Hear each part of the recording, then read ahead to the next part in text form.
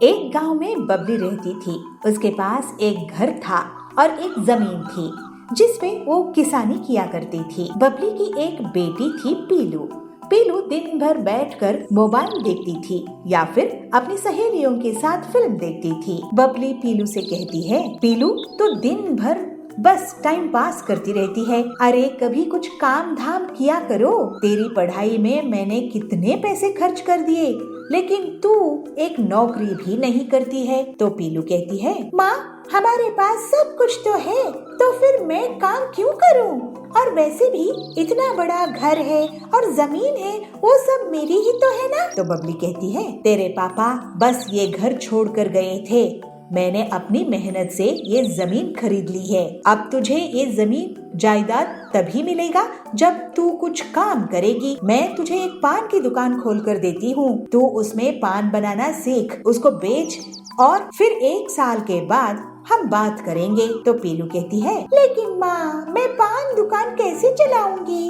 मुझे पान बनाना नहीं आता है। तो बबली बोलती है, तुम्हें मेरी सहेली सुंदरी सब सिखा देगी। ऐसे पीलू को बबली काम में लगा देती है और पीलू भी शर्त मानने के लिए मजबूर हो जाती है। फिर सुंदरी पीलू को पान बनाना सिखाती है। ये कितना बोरिंग काम है, कहाँ फंस गई मैं। एक दिन हरिया तोता उसकी दुकान में आता है। बेटी एक बनारसी पान देना तो। जी अभी देती हूँ। थोड़ी देर के बाद हरिया और लोगों के साथ पीलू की दुकान की तरफ आता है। अरे कहीं ये झगड़ा करने तो नहीं आ रहे हैं ना? मैं तो मन मर्जी से कुछ भी डालकर इसे दे दी थी। तब हरिया बोलता है, पीलू तुमने जो मुझे पान खिलाई थी वो मेरे इन दोस्तों को भी खिलाओ। तुम्हारा पान खाने के बाद मैं बता नहीं सकता मुझे कितना अच्छा लगा है। शुक्रिया हरिया काका। इसके बाद पीलू उनके लिए पान बनाकर दे देती है। सभी उसकी तारीफ करते हैं। अरे वाह, लोगों को मेरा पान पसंद आ रहा है। तो तभी सुंदरी आती है और कहती है, हाँ पीलू बेटी तुम्हारी मेहनत सभी को पसंद आ रही है। देखो तुम्हारी काम करते ही लोग कैसे तुम्हारी तारीफ कर रहे हैं। मुझे तो पान आपने ही बनाना सिखाया है सुंदरी आंटी। तो सुंदरी कहती है, हाँ लेकिन अब तुम भी अपना दिमाग लगाओ और सोचो कि दूसरों से कैसे तुम्हें अच्छा पान अलग बना सकती हो। पीलू सोच में पड़ जाती है और एक दिन वो एक नया एक्सपेरिमेंट करने को देखती है। पीलू पान बनाने के बाद उसमें आग लगा देती है और उसे गर्मा गर्म सुंदरी को खिलाती है। सुंदरी पान खाकर उसकी बहुत तारीफ करती है।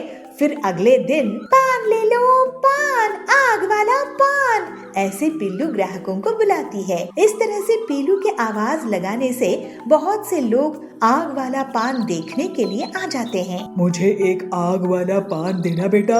अभी लो हरिया काका। अरे क्या गजब का पान है ये, एकदम आग है आग। इसके बाद से पीलू का आग वाला पान पूरे जंगल में फेमस हो गया और 1 साल कब बीत गया पीलू को पता ही नहीं चला। 1 साल बाद उसकी माँ उसके पास आती है। क्यों पीलू, दुकान कैसी चल रही है? ऐसे बबली पूछने के बाद पीलू कहती है, माँ देखो 1 साल कैसे बीत गए पता ही नहीं चला। तुम्हारा कहना सही था, मेहनत के फल से मीठा कुछ नहीं होता है। अब मैं पूरी मेहनत करूंगी और तुम्हारा नाम रोशन करूंगी, जमीन जायदाद भी बनाऊंगी। ये सुनकर बबली की आंखों में खुशी के आंसू आ जाते हैं और फिर पीलू अपनी मेहनत से और तरक्की करती है और दोनों माँ बेटी हंसी खुशी रहने लगते हैं। वृंदावन नगर गांव के जंगल में पीलू चिड़िया रहती थी। वो भगवान श्री कृष्ण की भक्त थी। हर रोज उन्हें अपने हाथ के बने हुए बेसन के लड्डू भोग में लगाती थी। उसके पिताजी एक फैक्ट्री में काम करते थे और माँ घर संभालती थी। एक दिन पीलू के पिताजी का फैक्ट्री में एक्सीडेंट हो जाता है और उन्हें बेड रेस्ट के लिए कहा जाता है। हे भगवान, ये क्या हो गया? इस उम्र में इनका एक्सीडेंट हो गया है। ये कैसे परीक्षा ले रहे हो हमारी? अभी तो पीलू की शादी भी तो करनी है। इनके इलाज के लिए हमारे पास पैसे कहाँ से आएंगे? माँ तुम चिंता क्यों करती हो? ये भगवान की ही दया है कि पिताजी की जान बच गई। और रही इनके इलाज की बात, उसके लिए मैं पैसा कमाऊंगी। मुझे बेसन के लड्डू बनाने आता है। मैं बेसन के लड्डू को घर घर बेचा करूंगी। भगवान का भोग है, सभी को पसंद आएगा ही। बेटी तू कितनी हिम्मतवान है और तेरी भक्ति कितनी शुद्ध है, लेकिन उसके लिए भी तो पैसे कहाँ से आएगा बेटी? माँ, मेरे पास कुछ पैसे जमा है, मैं उनका इस्तेमाल कर लूंगी। इसके बाद पीलू बेसन के लड्डू बनाना शुरू कर देती है। हर सुबह भगवान श्री कृष्ण को भोग अर्पित करती है और बाकी के टोकरी में ले जाकर बेचने लगती है। लड्डू ले लो लड्डू, बेसन के लड्डू, लड्डू ले लो लड्डू, बेसन के लड्डू। ऐसे बेसन के लड्डू कभी भी नहीं खाए होंगे। सुंदरी उसके पास जाती है। अरे वाह पीलू, इन लड्डू में से तो बहुत अच्छी खुशबू आ रही है। पीलू सुंदरी को लड्डू खिलाती है। बहुत ही स्वादिष्ट लड्डू है ये। कितने अच्छे से बेसन को पकाई हो। 1 किलो दे दो, मैं अब पूरे रिश्तेदारों में बांटूंगी कि पीलू कितने अच्छे बेसन के लड्डू बनाती है। थैंक यू सुंदरी दीदी, भगवान श्री कृष्ण जी के हैं, उन्हें अच्छे लगते तो सबको अच्छे लगेंगे। इस तरह से पीलू के बेसन के लड्डू की बिक्री बढ़ने लगती है। हे कृष्णा जी, आपको लड्डू खिलाते खिलाते मुझे लड्डू बनाना आ गया और आज आपके भोग के कारण ही मैं अपने परिवार को संभाल पा रही हूँ। आपकी जय हो। एक दिन पीलू, हमने तुम्हारे बेसन के लड्डू की बहुत तारीफ सुनी है। 2 दिन बाद मेरे बेटे का जन्मदिन है, मुझे 20 किलो लड्डू चाहिए। तो जाबाज को पीलू ऐसे कहती है, जाबाज जी, ये तो बहुत खुशी की बात है, मैं आपको 20 किलो लड्डू बनाकर दे दूंगी। लेकिन एक बात सुन लो पीलू, अगर एक भी लड्डू खराब हुआ तो तुम्हारी खैर नहीं। मैं लड्डू भगवान श्री कृष्ण के लिए बनाती हूँ जाबाज जी, इसलिए लड्डू का खराब होने का कोई सवाल ही नहीं होता। ये पीलू कहाँ से लड्डू बनाने लगी है? पहले तो मेरे यहाँ ग्राहकों की भीड़ लगी रहती थी, अब तो मेरे लड्डू में कीड़े लग रहे हैं। पीलू के बेसन के लड्डू को खराब करना ही होगा, जिससे जाबाज इसको पीट देगा। उस रात पीलू जाबाज के लिए लड्डू बनाने की तैयारी कर रही थी। फिर वो सोने चली जाती है। तभी कालू एक मिट्टी का पैकेट लेकर उसके घर में घुस जाता है। अब तुझे कौन बचाएगा पीलू? कालू लड्डू में मिट्टी छिड़काकर भाग जाता है। अगले सुबह पीलू देखती है, अरे मेरे बेसन में इतनी मिट्टी कहाँ से आ गई? मैंने किसी का क्या बिगाड़ा था? हे कृष्ण जी, आपको अब मैं भोग कैसे लगाऊंगी? मुझे जाबाज के ऑर्डर की चिंता नहीं है, मुझे तो आपको लड्डू खिलाने हैं। फिर पीलू रोने लगती है, लेकिन तभी भगवान श्री कृष्ण उसे दर्शन देते हैं। पीलू रो मत, मैं हूँ ना तुम्हारे लिए। कृष्णा जी, आप इतने प्यार से तुम मुझे लड्डू का भोग लगाती हो, मैं तुम्हारे प्यार के कारण ही आया हूँ। पीलू, तुम निश्चिंत होकर बेसन के लड्डू बनाओ। जिसने तुम्हारे नुकसान करने की कोशिश की उसे मैं देख लूंगा। फिर श्री कृष्ण बेसन के ऊपर से हाथ घुमाते हैं और पूरी मिट्टी बेसन से अलग हो जाती है। फिर पीलू भगवान श्री कृष्ण पर ध्यान लगाकर बेसन के लड्डू बनाना शुरू कर देती है। और अगले दिन, ये लीजिए जाबाज जी, आपके बेसन के लड्डू। वाह पीलू, सभी मेहमानों को तुम्हारे लड्डू बहुत पसंद आ रहे हैं। शाबाश, आपसे तुम्हें हमारे घर के हर फंक्शन का ऑर्डर मिलेगा। जय श्री कृष्ण। पीलू अपने घर की तरफ वापस जा रही होती है तो वो देखती है कि लोग कालू की पिटाई कर रहे हैं। हमें लड्डू के नाम पर मिट्टी खिला रहे हो? ये लो कालू, तो दिल से भी काला है। मेरे बच्चे का तेरा लड्डू खाकर दांत हिल गया। पीलू समझ गई कि उसके घर में आकर किसने मिट्टी मिलाया था। भगवान श्री कृष्ण की शुद्ध भक्ति के कारण पीलू की दुकान इतनी चलती है कि वो अपने पिताजी का अच्छे से इलाज करवा लेती है और कुछ ही दिनों में अपनी लड्डू की एक छोटी सी फैक्ट्री खोल लेती है। पीलू और उसका परिवार अब हंसी खुशी रहने लगता है और पीलू रोज कृष्णा जी को लड्डू का भोग लगाना जारी रखती है। कुछ समय बाद उसकी शादी हो गई। उसके ससुर ने उसको तिजोरी की चाबी और बाकी सभी जिम्मेदारी सौंप दी। सिंदूर इसके बाद अपने पत्नी को बार बार कभी खाना, कभी चाय और कभी नाश्ता करवाते सताते रहता था। अब उसकी ससुर को इसके बारे में पता चला तो साधुपुर नाम के गांव में सिंदूर नाम का एक लड़का रहता था। वह देखने में बहुत सुंदर था, लेकिन उसकी एक आदत खराब थी कि वह खाना खराब करता था। वह ज्यादा खाना लेकर खाना फेंक देता था। कुछ समय बाद उसकी शादी हो गई। वह घर जमाई बन गया। उसके ससुर ने उसको तिजोरी की चाबी और बाकी सभी जिम्मेदारी सौंप दी और बोले, मैं अभी तक अच्छे से कारोबार चलाता आया हूँ। अब तुम्हें इन सब को कारोबार की जिम्मेदारी को निभाते हुए कारोबार चलाना है। सिंदूर ने अपनी ससुर की बातों को कबूल किया। सिंदूर इसके बाद अपने पत्नी को बार बार कभी खाना, कभी चाय और कभी नाश्ता करवाते सताते रहता था। अब उसकी ससुर को इसके बारे में पता चला तो वह सिंदूर को बोले, तुम्हें दिन भर में जो चाहिए एक बार में क्यों नहीं बोल देते? तो सिंदूर उदासी से कहता है, मैं तो एक साथ बोलता हूँ, लेकिन वो कम पड़ जाता है। सिंदूर के ससुर ने इसके बाद पकाया हुआ खाना कहाँ जाता है इसकी पता लगाने के लिए रसोई में थोड़ी नजर रखनी शुरू कर दी। कुछ दिन रसोई में देखने पर उनको पता चला कि सिंदूर की मांग के अनुसार ज्यादा खाना बनता और वह पूरा न खाने की वजह से बहुत सारा खाना फ्रिज में पड़ा रहता था। इसको देख के चिंतित ससुर सिंदूर को खाने की अहमियत के बारे में सिखाने की ठान ली।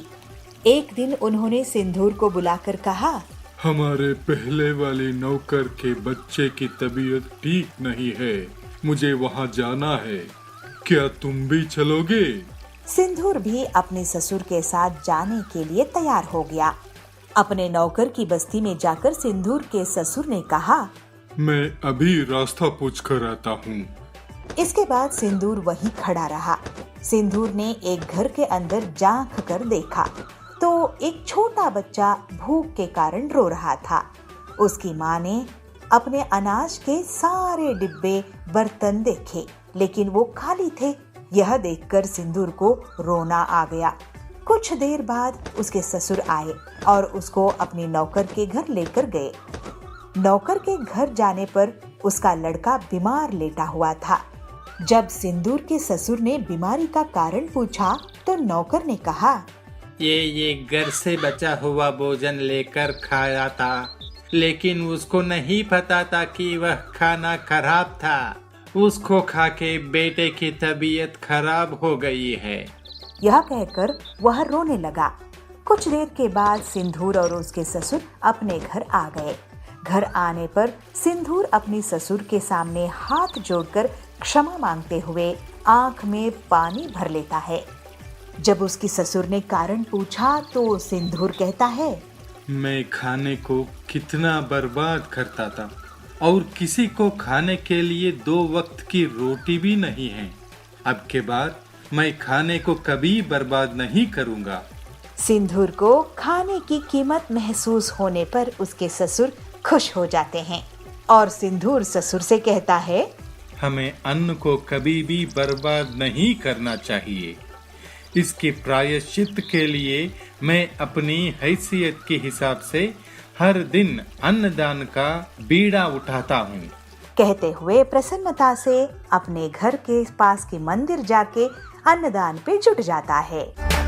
शिवपुरी नाम के एक छोटा सा गांव था। वहाँ के जंगल में पीलू अपने पति बबलू के साथ रहती थी। बबलू एक सेठ के घर काम करता था। वो बहुत ही ईमानदार और मेहनती था। पीलू और बबलू भोलेनाथ शिव जी की भक्त थे। शिव जी की पूजा वो लोग नियम से करते थे। पीलू अपने खाली समय में हाथ से लोगों के कपड़े कढ़ाई करती थी, लेकिन गरीब होने के कारण उसके पास कढ़ाई करने की मशीन नहीं थी। बबली एक दिन पीलू को कहती है, पीलू तुम बहुत सुंदर कढ़ाई करती हो, कितना कमा लेती हो? तो पीलू बोलती है, बबली बहन, शिव जी की कृपा से कमाई हो जाती है, लेकिन मेरे पास अगर मशीन हो तो ज्यादा मुनाफा होगा। मैं तो कहूँगी कि तुम कढ़ाई करने की एक मशीन खरीद लो। भोलेनाथ चाहेंगे तो मशीन क्या फैक्ट्री ही हो जाएगी। रात में काम करके बबलू घर आता है तो बबलू को पीलू कहती है, बबलू जी मुझे पैसे दीजिए, कल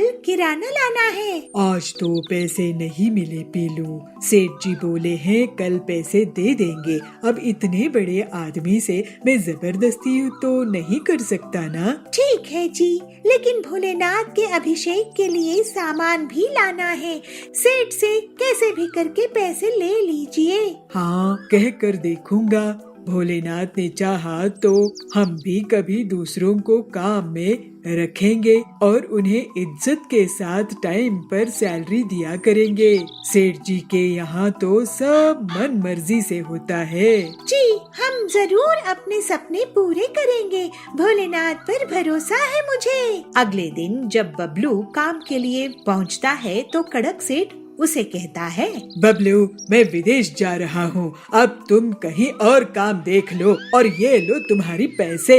लेकिन सेठ जी आप अचानक से विदेश जा रहे हैं, अब इतनी जल्दी कौन काम देगा? ये पैसे तो कुछ ही दिन में खत्म हो जाएंगे। तो कड़क कहता है, देखो मैं जितना कर सकता था तुम्हारे लिए उतना किया, तुम मेहनती हो, तुम्हें काम मिल जाएगा। बबलू काम ढूंढने लगता है लेकिन उसे कोई भी काम नहीं देता है। बबलू वहाँ से दुखी होकर वापस घर आता है और पीलू से सब बात कहता है, भोलेनाथ हमारी रक्षा करना। लेकिन और कुछ दिनों बाद भी बबलू को कोई काम नहीं मिलता है और उसके पास के पैसे खत्म हो जाते हैं। अब मकान मालिक और किराने वाले उसको पैसे के लिए तंग करने लगते हैं। हे शिव शंभू, ये क्या हो रहा है? मेरा कोई भी काम क्यों नहीं बन पा रहा है? तो पीलू कहती है, मैं अपने गहने बेच देती हूँ, उससे हम कुछ काम शुरू कर लेंगे। नहीं पीलू, ये शिव जी की कृपा के कारण ही मैं तुम्हें दिला पाया था। तो फिर हम क्या करें? घर में खाने के लिए भी कुछ नहीं है। दोनों पति पत्नी उदास हो जाते हैं। तभी वहाँ एक साधु आते हैं और भिक्षा मांगते हैं। ये लीजिए साधु बाबा, हमारे घर में एक ही रोटी है। हमें माफ कीजिएगा, हमारे पास और कुछ नहीं है आपको देने के लिए। तो साधु कहते हैं, तुम दोनों शिव भक्त हो, इसीलिए मैं तुम्हारे यहाँ आया हूँ। तुम्हारी दरिया दिली से मैं बहुत प्रसन्न हूँ। खुद भूखे रहकर मुझे खाना खिलाए। मैं तुम्हें एक विद्या दूंगा, उससे तुम्हारे सारे कष्ट दूर हो जाएंगे।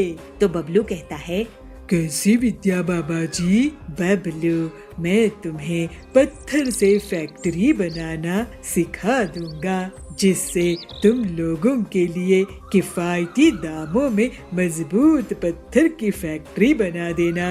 लेकिन बाबा जी हम फैक्ट्री कैसे बना सकते हैं? हमारे पास इतने पैसे नहीं है।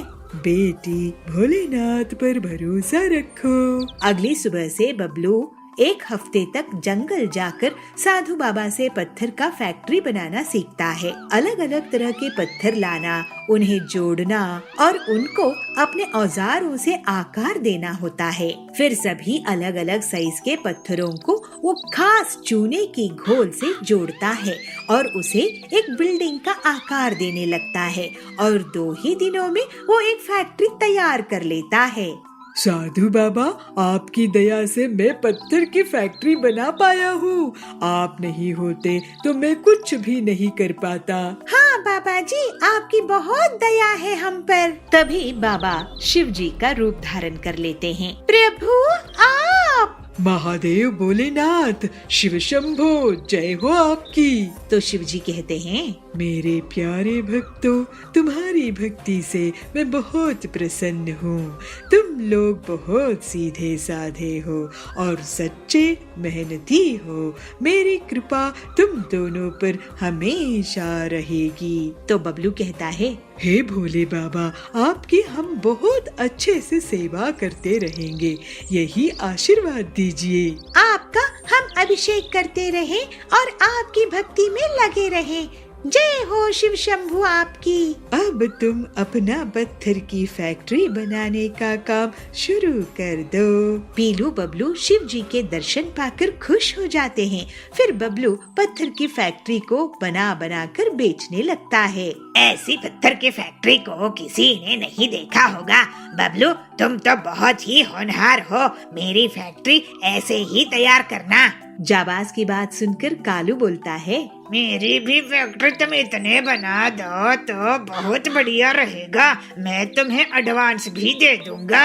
और ऐसे ही बबलू और पीलू मेहनत करके लोगों के लिए उनकी फैक्ट्रीज तैयार करने लगते हैं और मुनाफा कमाते हैं और शिव जी का अभिषेक करते हैं और गरीबों को प्रसाद देते हैं। बबलू जी, शिव शंभू जी की कृपा से तो हमारी पूरी तकलीफ ही दूर हो गई है। हाँ पीलू, भोलेनाथ शिव शंभू की भक्ति करते रहना है और जीवन में मेहनत भी। और फिर इस तरह से बबलू और पीलू अपनी मेहनत से तरक्की करते हैं और दोनों खुशी खुशी रहने लगते हैं। एक गांव के जंगल में पीलू अपना ऑमलेट का ठेला चलाती थी। वो बहुत गरीब थी और उसका पति बंटी कबूतर मशीन रिपेयरिंग का काम करता था, लेकिन उनकी बहुत आमदनी नहीं होती थी। एक दिन बंटी जब कड़क सेठ के घर में मशीन रिपेयर कर रहा था, उसकी मशीन अचानक से और खराब हो गई। ये क्या किया तुमने बंटी? मेरी 50,000 की मशीन खराब कर दिया, अब इसका हर्जाना तुझे देना होगा। लेकिन सेठ जी, मैं 50,000 कहाँ से लाऊंगा? मैं बहुत ही गरीब हूँ। वो मैं नहीं जानता, तू मुझे पैसा लाके दे, नहीं तो मैं तुझे पुलिस के हवाले कर दूंगा। ऐसे ही उदास मन से बंटी अपने घर आता है और पूरी बात पीलू से कहता है। तो पीलू कहती है, ये तो हमारे घर बहुत बड़ी मुसीबत आ गई है। वैसे भी हमारा खर्चा बड़ी मुश्किल से चलता था, अब तो ऊपर से और ये 50,000 का नुकसान भरना पड़ेगा। मुझे तो बहुत डर लग रहा है, चलिए मैं किसी से उधार लेके आती हूँ। तो बंटी कहता है, मैं भी हरिया काका से कुछ रुपये उधार लाता हूँ। ऐसे कहकर दोनों पति पत्नी पैसे उधार लेने के लिए चले जाते हैं। बंटी और पीलू हरिया तोता के पास पहुँचते हैं। बंटी कहता है, हरिया काका, मुझे कुछ रुपये उधार चाहिए थे, बदले में मैं तुम्हारे यहाँ आधी सैलरी में काम कर लूँगा। तो हरिया कहता है, अरे तुम जैसे होनहार मैकेनिक को उधार की जरूरत कैसे पड़ गई? पीलू बोलती है, इन्हें अपने काम में बहुत बड़ा नुकसान हुआ है। हरिया काका, अगर हमें पैसे वापस नहीं किए तो बहुत बड़ी मुसीबत आ जाएगी। अब आप ही कुछ कीजिए। बंटी बोलता है, हाँ हरिया काका, हमारी थोड़ी मदद कर दीजिए, बदले में मैं आपके यहाँ काम कर लूँगा। हरिया बोलता है, अरे तुम लोग घबराओ मत, काम दाम में तो नफा नुकसान होता रहता है। वैसे तुम्हारा ऑमलेट का काम कैसे चल रहा है पीलू? पीलू बोलती है, मैं अकेले ज्यादा ऑमलेट नहीं बना सकती हूँ, तो बहुत कम आमदनी होती है। तो बंटी तुम्हारे लिए ऑमलेट बनाने की मशीन बना देगा, जिससे तुम तेजी से ऑमलेट बना सकोगी और तुम्हारा बहुत मुनाफा भी होगा। अरे ये आइडिया मुझे क्यों नहीं आया? हरिया काका, आपने तो हमारी मुसीबत ही हल कर दी। अब मैं आपकी मदद से पीलू के लिए ऑमलेट मशीन बना दूंगा। फिर थोड़े ही दिनों बाद बंटी पीलू की ऑमलेट बनाने की मशीन तैयार कर देता है और वो लोग मिलजुल कर ऑमलेट बनाने लगते हैं। जल्दी ही एक दिन कड़क सेठ उनकी दुकान में आता है। अरे वाह बंटी, तुमने तो ये नायाब मशीन बनाई है। ऐसी मशीन तो मैंने पहले कभी नहीं देखी और इसका स्वाद भी बहुत टेस्टी है। तो बंटी कहता है, कड़क सेठ जी, आपकी तारीफ का शुक्रिया। ये लीजिए 20,000 रुपये, बाकी मैं जल्द ही आपको लौटा दूंगा। ऐसे ही दोनों पति पत्नी की दुकान के सामने बहुत से ग्राहकों की भीड़ बढ़ जाती है। अरे बंटी भैया, ये तो गजब की मशीन बनाई है आपने, मुझे इस मशीन के 3 ऑमलेट दे दो। तो दूसरा ग्राहक कहता है, हाँ हाँ, खड़क सेठ भी तारीफ करके गए हैं। इसमें जरूर कोई ना कोई खास बात होगी। मुझे 5 आमलेट देना। उनकी दुकान चलती देखकर कालू कौवा बहुत जलने लगता है। पीलू की दुकान के सामने उसकी अंडा पाव की दुकान थी। वो पीलू और बंटी की दुकान की भीड़ देखकर सोचता है, इनकी दुकान तो अब जोर शोर से चलने लगी है। मुझे इसकी काट निकालनी पड़ेगी, नहीं तो ये लोग मेरी दुकान बंद करवा देंगे। ये मशीन मैं चोरी कर लूंगा। उसके बाद ये लोग कड़क सेठ का उधार भी नहीं चुका पाएंगे। फिर तो इन्हें जंगल ही छोड़कर जाना पड़ेगा। कालू उसी रात को पीलू और बंटी के घर जाता है और खिड़की से चुपचाप झांक कर देखता है। बंटी और पीलू आराम से सो रहे थे। कालू अंदर आता है और मशीन उठाकर ले जाने की कोशिश करता है, लेकिन तभी उसे जोर का करंट लगता है और वो चीख उठता है। पीलू चिल्लाती है, चोर चोर चोर। दोनों पति पत्नी कालू को झाड़ू से पीटने लगते हैं। पीटो इसे। अरे ये तो कालू है। कालू भाई, आप हमारे इस मशीन के साथ क्या कर रहे थे? तो कालू कहता है, अरे मुझे पहले इस करंट से तो बचाओ। बंटी मशीन का प्लग निकालता है और कालू को करंट लगना बंद हो जाता है। हाय, मैं तो जल गया। मैं तुम्हारी मशीन चोरी करने वाला था बंटी, क्योंकि तुम्हारे ऑटोमेटिक ऑमलेट मशीन से मुझे बहुत नुकसान हो रहा था। अब तो मैं काम करने लायक ही नहीं रहा। तो पीलू कहती है, आपकी हालात देखकर मुझे बहुत बुरा लग रहा है। आप हमारे यहाँ काम करो, लेकिन वादा करो कि अब से धोखाधड़ी नहीं करोगे। कालू बंटी की दया देखकर उसे वादा करता है कि वो अब से पूरी ईमानदारी से काम करेगा। उसके बाद से बंटी और पीलू की ऑमलेट बनाने की मशीन से बहुत अच्छी कमाई होती है और वो लोग कड़क सेठ का उधार भी चुका देते हैं और हंसी खुशी रहने लगते हैं। बांसपुर गांव में पीलू ऑटो रिक्शा चलाती थी। उसका एक बेटा था टिल्लू। टिल्लू स्कूल में पढ़ाई करता था। ऐसे ही एक दिन स्कूल की प्रिंसिपल कोयल मैडम पीलू को स्कूल में बुलाती है। पीलू जी, आप बहुत मेहनत करती है और टिल्लू को पढ़ा रही है, लेकिन आपकी मेहनत पानी में जा रही है। क्या बात है प्रिंसिपल मैडम, आप ऐसा क्यों बोल रही है? देखिए पीलू जी, क्रिसमस पास आ रहा है। सभी बच्चे क्रिसमस की एग्जाम में पास होने के लिए मेहनत कर रहे हैं, मगर आपका बेटा स्कूल में टाइम पास करता है। वो लकड़ी के टुकड़ों से कुछ न कुछ बनाता रहता है। उसका पढ़ाई में मन नहीं लगता है, क्लास में ध्यान नहीं रहता है। ऐसे में वो एग्जाम कैसे पास करेगा? आप उसे कुछ काम में ही लगवा दो, यहाँ उसका कुछ नहीं होने वाला। आप ऐसा मत बोलिए मैडम, वो मेरे जैसा गरीब ना रहे, इसलिए उसे यहाँ पढ़ा रही हूँ। मैं उसे समझाऊंगी। उसके बाद पीलू रात में अपने बेटे टिल्लू से बात करती है। टिल्लू, तुम्हारी स्कूल की प्रिंसिपल मुझे बुलाई थी। तुम स्कूल में पढ़ाई नहीं करते हो और बेकार में लकड़ी के सामान बनाते हो। मैं पढ़ाई ध्यान भी देता हूँ और साथ में लकड़ी के खिलौने भी बनाता हूँ। मैं दोनों काम एक साथ कर सकता हूँ माँ। लेकिन तू लकड़ी के खिलौनों को क्यों बना रहा है? एक काम में ही ध्यान क्यों नहीं देता? पढ़ाई में ही ध्यान रख, बाद में खिलौने बनाना। माँ, क्रिसमस पास में है, बच्चे लकड़ी के खिलौने खरीदते हैं। मैं सोच रहा था क्यों ना मैं खिलौना बनाऊं। नहीं बेटा, मैं ऑटो चला रही हूँ ना, तो फिक्र मत कर और स्कूल में अच्छे से पढ़ाई कर। टिल्लू अपनी माँ का कहना मान लेता है, लेकिन उसी रात कालू कौवा पीलू के घर में उसके ऑटो के पास आता है। कालू भी ऑटो चलाता था और पीलू से जलता था। वो एक औरत होकर ऑटो क्यों चलाती है, ये उसका ख्याल था। कालू अपने मन में कहता है, पीलू पिद्दी चिड़िया, तू मुझसे ज्यादा कमाती है, मैं तेरे ऑटो को जलाकर राख कर दूंगा। ऐसा सोचकर कालू ऑटो को नकली चाबी से खोल देता है और उसका इंजन और पहिए चुरा कर भाग जाता है। अगली सुबह पीलू अपने बेटे के साथ घर के बाहर आती है तो अपने ऑटो की ऐसी हालत देखकर रोने लगती है। हे भगवान, ये गरीबी में तू कैसी परीक्षा ले रहा है?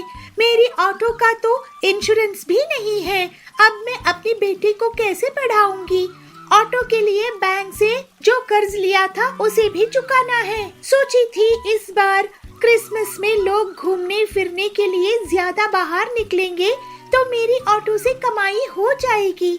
सब बर्बाद हो गया। पीलू अब मजदूरी का काम करने लगी और घर के लिए पैसे कमाने लगी। कालू ये देखकर बहुत खुश हो रहा था। पीलू से पैसा मांगने के लिए मकान मालिक आता था, बैंक वाले आते थे। पीलू बहुत उदास होने लगी थी और उसकी तबीयत भी खराब होने लगी थी। ये देखकर एक दिन टिल्लू स्कूल खत्म होने के बाद जंगल जाकर लकड़ियां काट कर लाता है और उन लकड़ियों को तराशने लगा। छन्नी और हथौड़े की मदद से वो एक सुंदर लकड़ी का ऑटो रिक्शा बना लेता है। फिर टिल्लू उस ऑटो ले जाकर अपनी माँ को दिखाता है। माँ देखो, तुम्हारे लिए क्रिसमस गिफ्ट। अरे बेटा, ये क्या है? ये लकड़ी का इतना बड़ा ऑटो तू कहाँ से लाया है? माँ, ये ऑटो मैंने तुम्हारे लिए बनाया है। 1 रुपया भी इसमें खर्च नहीं आया। अब तुम क्रिसमस में इसको लेकर चलाओ। और हाँ, वो पुराना हिस्सा ऑटो का है ना, उसको मैं इस ऑटो के ऊपर फिट कर देता हूँ। ये डबल डेकर ऑटो बन जाएगा। मैं इस पे वाटरप्रूफ पेंट कर दूंगा। वाओ मेरे टिल्लू, मुझे तुझ पर गर्व है। फिर पीलू उस ऑटो को ले जाकर जंगल में घूमने लगी। ये देखकर कालू का सिर चकरा गया और वो बेहोश हो गया।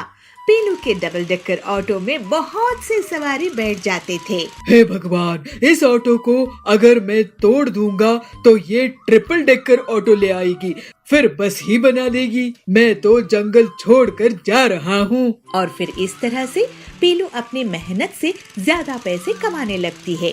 उसके घर की गरीबी हमेशा के लिए दूर हो जाती है और टिल्लू भी बहुत मन लगाकर पढ़ाई करता है। वो स्कूल में फर्स्ट आता है। कोयल प्रिंसिपल उसकी बहुत तारीफ करती है। इस तरह से सब खुशी खुशी रहने लगते हैं।